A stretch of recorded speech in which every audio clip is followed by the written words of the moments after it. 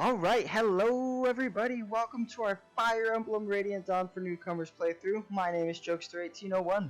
So this is going to be a new series that we're doing, where we're going to play Fire Emblem Radiant Dawn. We just finished Path of Radiance, and so the logical choice, of course, is to play Radiant Dawn. So Radiant Dawn is the direct sequel to Fire Emblem Path of Radiance, so this is the 10th installment in the Fire Emblem series. For those of you who are new to Fire Emblem as a series, since this is a Fire Emblem for Newcomers video series, basically Fire Emblem is a tactical RPG, and it's turn-based in that you have a player phase and an enemy phase, so you get to move all of your units on a grid, and then the enemy gets to move their units, and then you kind of just go back and forth until you win, or lose. So, Radiant Dawn is one of the few direct sequels in the Fire Emblem series. There's actually only one other direct sequel in the series, and then there is another. In the Fire Emblem community, they call it like a midquel because it's placed in the middle of the story. So Fire Emblem 3 is the only other direct sequel in the series, and then Fire Emblem 5 is like a midquel because it happens in the middle of Fire Emblem 4. So with this game, we're gonna just go ahead and get started. So one cool thing is that since it's a direct sequel, you can actually transfer data from your Path of Radiance game.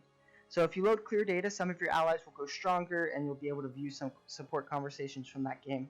In terms of some of your allies going stronger, what that means is if you got allies to level 20 in Path of Radiance, if you got units to level 20, and you maxed out some of their stats, so let's say you maxed out strength, in this Fire Emblem Radiant Dawn, they would start out with +2 to their base strength, for example. So if you got to level 20 and you capped out a stat, you would get +2 to your base stat in this game.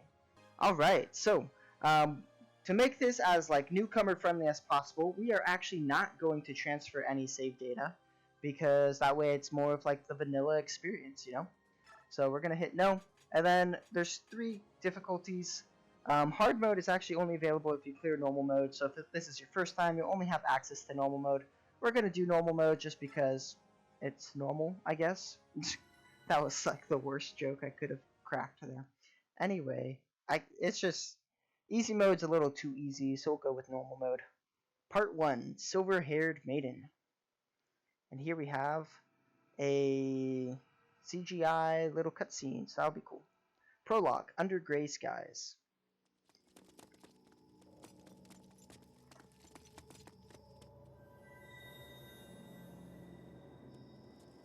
Find anything? Not yet, sir. No. Someone's gotta be here. Keep looking. Sir!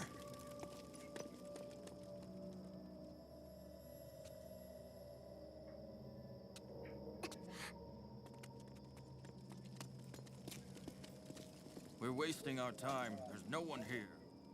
I know I heard something. Hush, Yune. Please, don't cry. If they hear you, you'll give us away. Yeah, Birdie, don't give us away like that. What are you doing?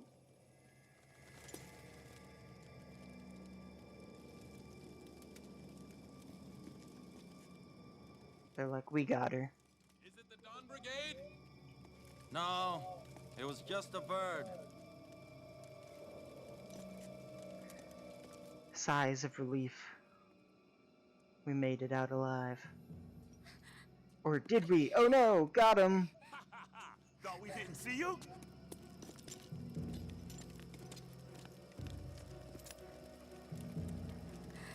Look, silver hair. If it's the fortune teller, we'll be heroes. Without her, the Dawn Brigade is nothing. Oh, the general's going to love this. Sir.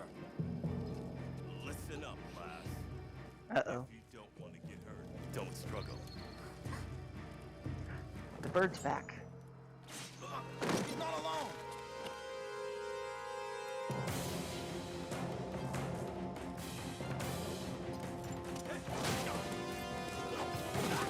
Go, acrobatic green-haired person. Who needs a knife when you have roundhouse kicks and acrobatics?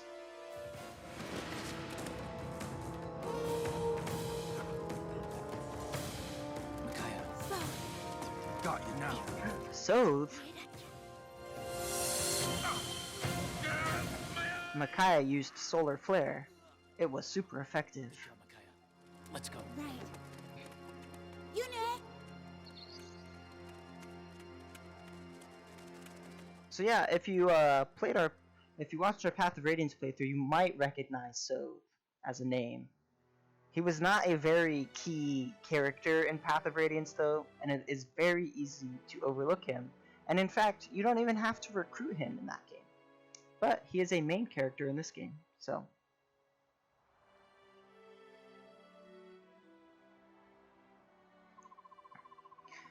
So I'll go ahead and read out the dialogue just for kicks and giggles and those of you who can't read.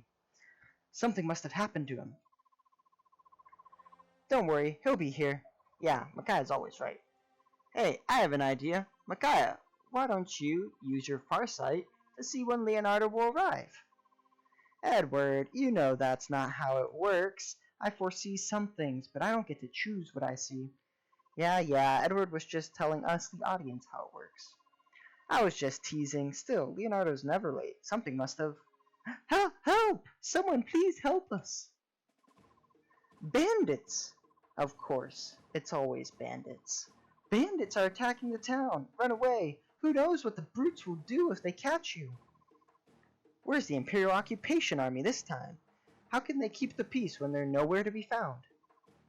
Who? The Begnion soldiers? Ha! They don't care a lick about us. We lost the war and they won. We're nothing to them.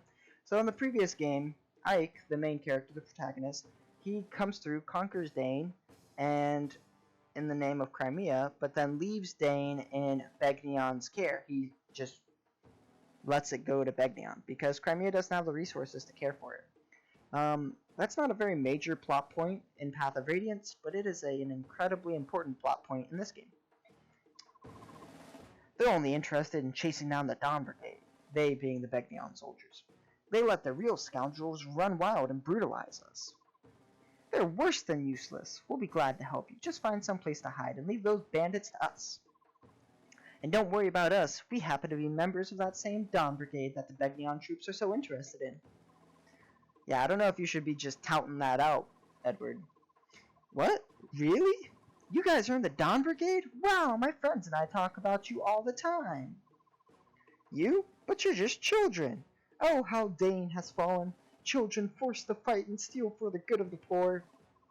But we can't fight the rogues, so we'll take you up on your offer. Please be careful. They'll slice clean through you if they can. Yeah, thanks for that, lady. And here we go, our first battle. The blue units are us, the red units are the enemy. Seems pretty obvious. Listen up, you louts. Man, I love Pugo's face.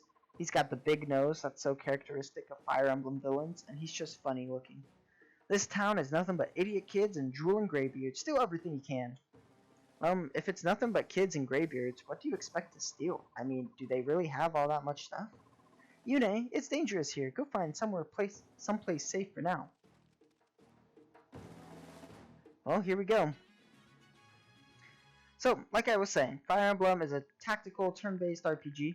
You have your blue units, and you generally are supposed to take out the red units. That's not always the case.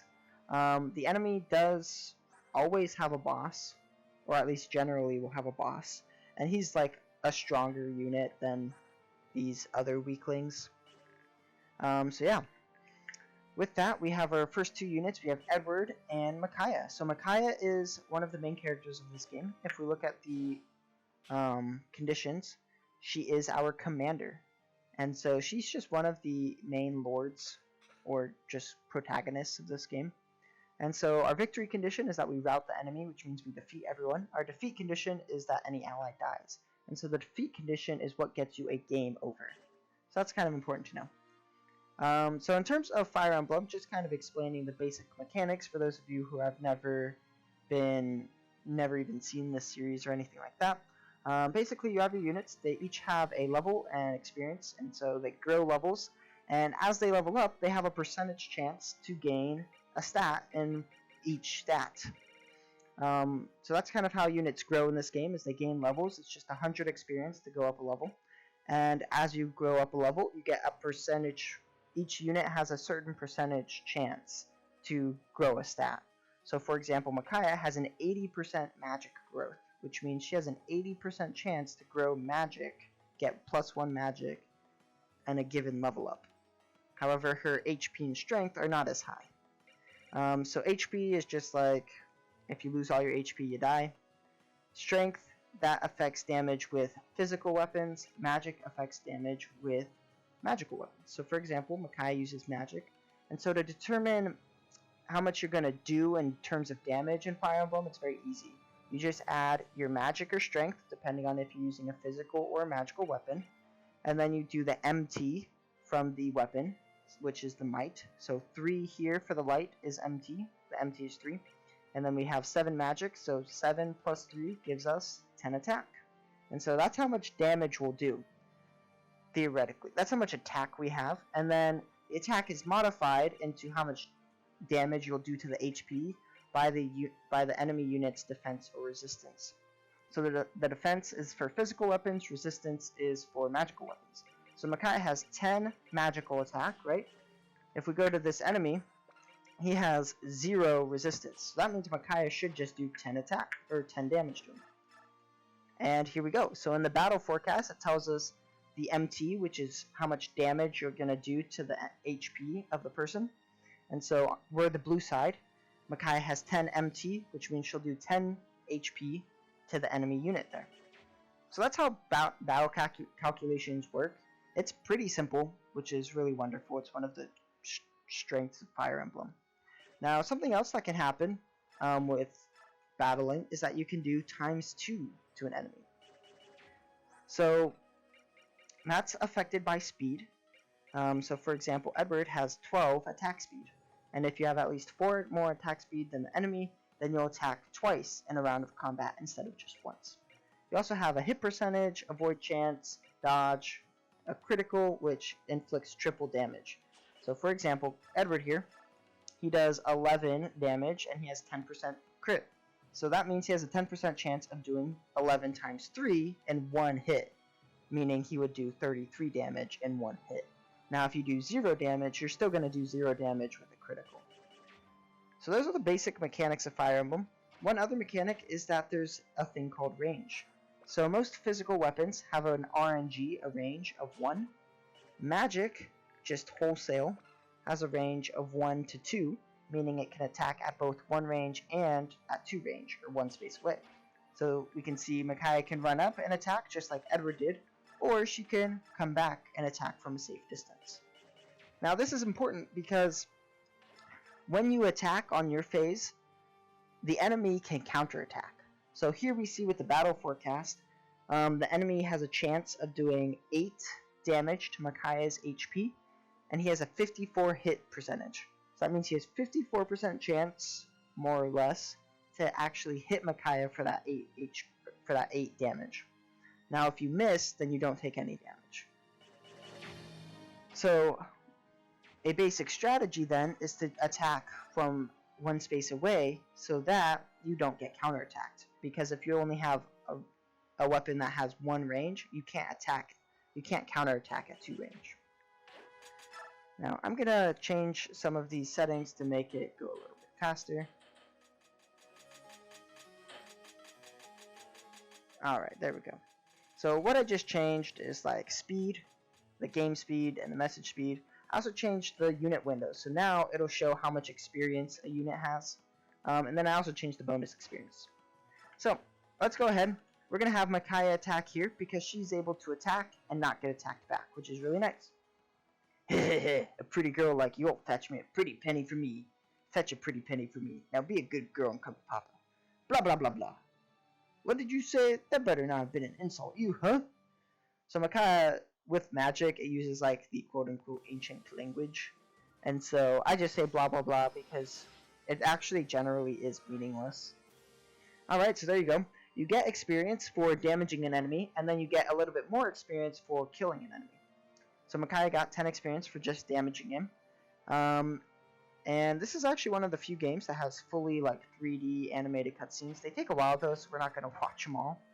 But we'll just watch this one with Edward, and then we'll be good. So Edward's going to do 11. Now, the way combat works is that if you're going to do a ×2, you do your first attack, then the enemy can counterattack, and then you'll do your second attack. Now this can be modified with skills, but that's just the general formula. So for example, in this case, Edward's going to do 11 damage, and he has a 100% chance to hit.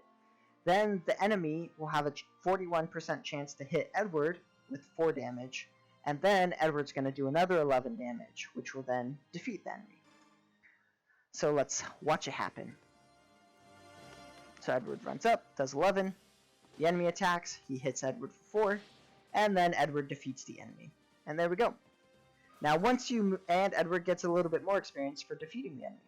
Now once you move all of your units, the enemy phase happens, so they get to move their units. Now sometimes enemies move all the units, most of the time they don't, unless they usually don't move unless you're in range of them, or if they just like can hit you within 2 turns, sometimes they'll do that too. So yeah, we're going to do just the same strategy. We're going to have Micaiah attack, and then we'll have Edward defeat him. And then this will be the last animation we watch. One thing I really like about this game is that they do have like boiled down animations, so they're called map only. And so we still get to see like some animations, but they're much quicker. So now we can have Edward run over here, and these enemies all have basically the same stats. And so we'll see Edward doing 11 times 2 to a lot of them. So here we see Edward attacks, he dodges, so he takes no damage, and then he hits again, and there we go. Enemy defeated. We get the experience, and we move forward. Now one thing you can do is instead of running up and attacking, you can actually just wait and have the enemies come to you. Now this can be really nice because if I move Edward here, he's going to be in range of 4 guys. If all 4 guys hit him for 4 damage, they're going to do 16 total damage, right? Because 4 times 4 is 16. Edward only has 15 HP, and if his HP drops to 0, we get a game over because that's the defeat condition. The other thing is that permadeath is a thing in Fire Emblem. So if any of your units drop to 0 HP, they're gone, not just for that map, but forever. And so that's something important to keep in mind. So instead of Edward moving here, I'm going to actually move him here. And then this way, he's only in range of this guy, and this guy, and he's not in range of these 2.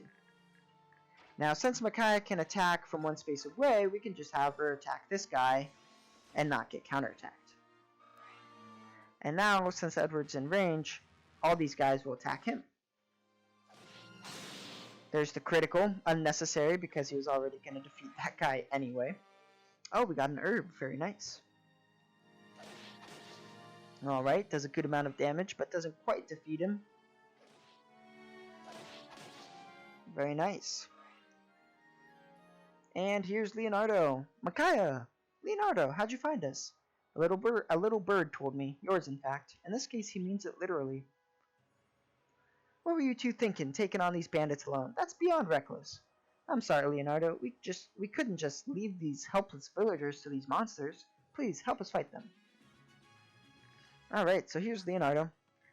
So I haven't really yet talked about like how good the units are. So we'll talk about Leonardo first.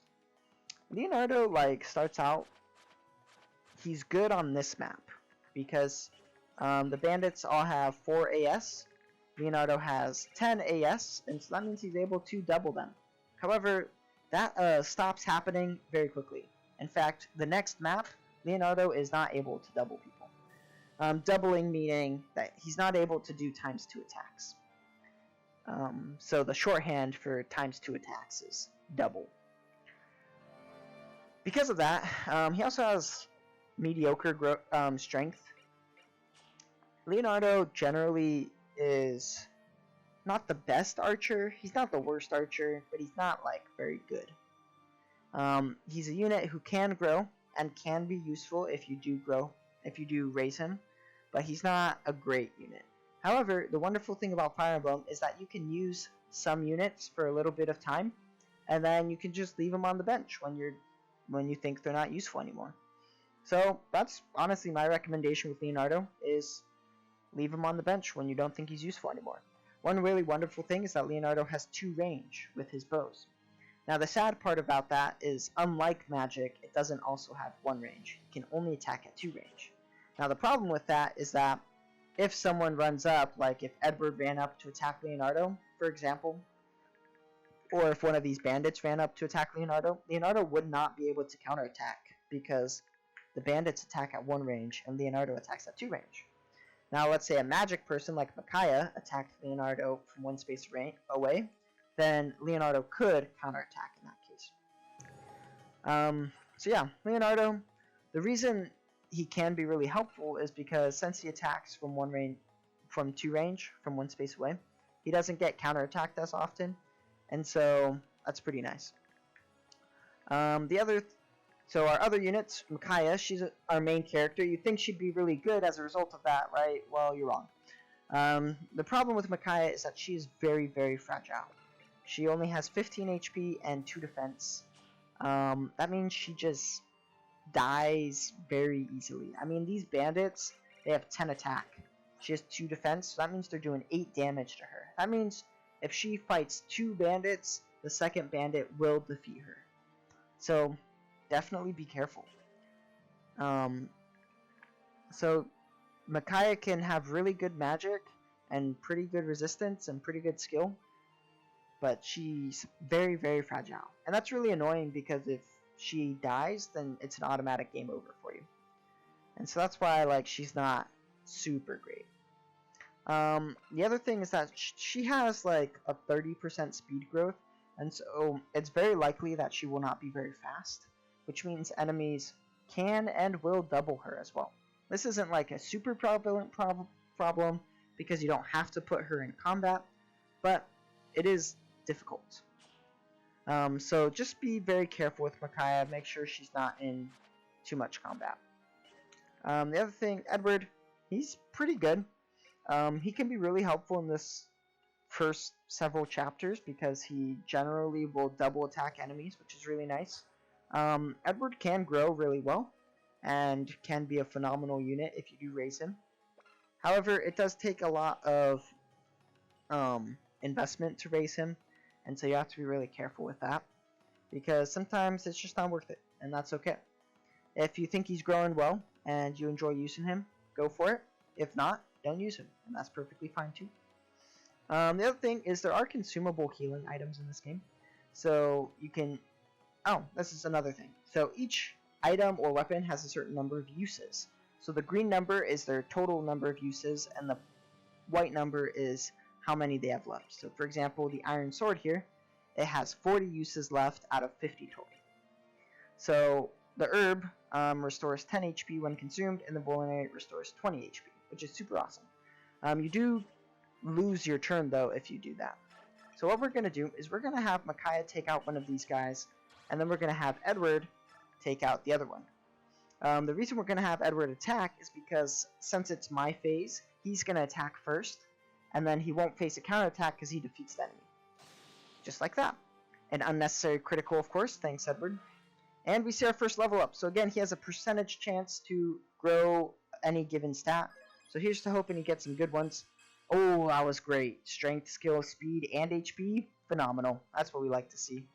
Well done, Edward. So I don't want to put... This is the damage range. So this is where these enemies can attack up to. And I don't want to put Micaiah in range. So I'm just going to have Micaiah move here and take out this guy. She actually unleashed a critical, which was very unnecessary, but we'll take it. No matter the man, the goddess judges with an even hand. Thanks, Micaiah. Alright, so we took out those guys. So we're going to do a similar strategy where we're going to put Edward in range of both of them and then use the herb. And so then that way Edward restored 10 HP, so now he can take 2 attacks if he does get hit. But then also we're going to bring in Leonardo and Micaiah. And we don't want to put Leonardo or Micaiah in range because Edward has a higher chance to not get hit by the enemies than they do. And Edward does more damage against them. Now, I haven't talked about skills yet because they're kind of confusing, but not too confusing. Basically, each unit has an innate skill, but you can take it off of them unless they have the little lock. So Micaiah actually has a skill called Sacrifice, which lets her heal other ally units and return their status to normal at the cost of her own HP. So for example, I could heal Edward for 3 and Micaiah will take 3 damage. Now this can be really nice because Micaiah gets experience from this, and so this can be a nice way to get Micaiah experience. Now you might be wondering, well, why would I want to hurt Micaiah? Well, ideally, enemies won't be able to attack Micaiah, because if you leave Micaiah in range of enemies, they're going to do a ton of damage, so the ideal is to just make it so she doesn't get attacked.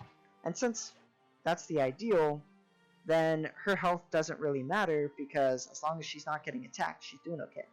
Now that doesn't mean Micaiah should be walking around with 1 health, because, you know, sometimes you make a mistake, and it's nice to have the buffer just in case she would survive more than 1 attack.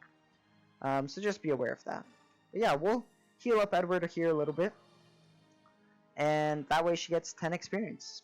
I mean, the wonderful thing about most Fire Emblem games is you don't have to be a miser about experience, like counting every single point, but 10 experience can be nice.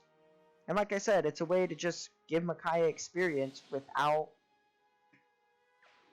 putting her in danger or taking up combat from someone else. There was Edward killing the other guy with a critical, so that was really nice. We'll go ahead and show off Leonardo in combat here. So yeah, Leonardo looks really good, but he's not that great, trust me. Alright, and then we'll go ahead and just sacrifice for Edward again, because only the boss is left, so might as well. Alright, so here we have the boss. One really wonderful thing about Fire Emblem is that enemy units cannot go through your units, and they can't occupy the same space as your units.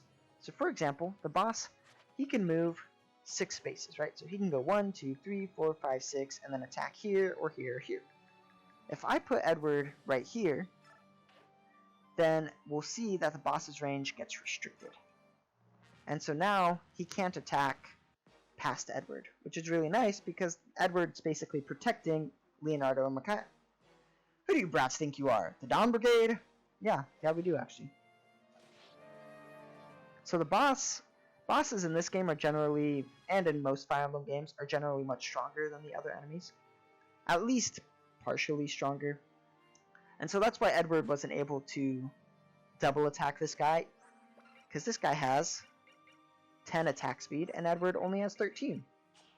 So, can't double attack. However, what we can do is exploit Leonardo and Micaiah, because Leonardo can attack without getting counterattacked. Micaiah can as well. And so 6 plus 9, because Micaiah does 9, Leonardo does 6, that means 15 damage, so then Pugo will be left with 5, and then Edward has a 100% chance of doing 7 damage. 7 plus 6 plus 9 is more than 20, and so we will defeat Pugo this way. Now the reason I'm having Micaiah and Leonardo attack and then Edward finish off is because A, I want to give Edward experience, because you get more experience for defeating a boss than you do normal enemies. And then B, Leonardo, like I said, Leonardo and Micaiah can attack without getting counterattacked. You give proper thieves a bad name. Ha! You like charity? Come closer. I'll show you some charity. These people work hard to feed their families mere scraps. Then you come along and steal what little they've earned. Shut up, kid. I work hard too. You aren't honest. Once I've sold you, I'll have earned an honest penny. I don't think you know what honest means, sir. Alright, and then Edward can finish him off. And so, if Edward were to be attacked first by Pugo, he would actually get defeated, right? Because Pugo does 13 damage. However, since it's player phase, Edward's going to attack first and defeat Pugo without giving Pugo a chance to counterattack. What just happened? Yeah, we just defeated your sorry booty. And, like we said, Edward got much more experience than killing a normal enemy. HP skill, not a great level up, but not a bad one. Alright, there we go. The prologue battle is done. Fantastic, we won. It's just like you said, Micaiah. They were no match for us. Yune, come here. You did it! Oh hey, it's a little boy. Thank you so much. We owe you our lives. You there! What are you doing? Stop immediately! Oh, now they show up. Well, look who decided to show up. Bagneon soldiers. They certainly took their time, didn't they? We mustn't be caught. Micaiah, Edward, make a break for it. Run! I'm sorry, we have to leave. I know. Thank you again for all you've done. Now go, run! Hey lady, my name's Nico. When I grow up, I want to be just like you guys. Come back sometime. Hold it! Stop right there! Who are you bellowing at, soldier? General Jared! When did you arrive? Answer my question, maggot. I want to know who you were yelling at and why you did nothing but yell at them. Sorry, sir. We suspect they were from the Dawn Brigade, a band of thieves that targets goods levied from the town. People say they give what they've stolen back to the villagers and strut around acting like heroes. They're said to have a witch among them, a girl called the Silver-Haired Maiden. They say she can heal wounds instantly by laying her hands on any injury. Townspeople treat her like a savior. And what have you been doing about this band of fools? Sir, a few days ago we stormed their hideout. We found a girl much like the Silver-Haired Maiden.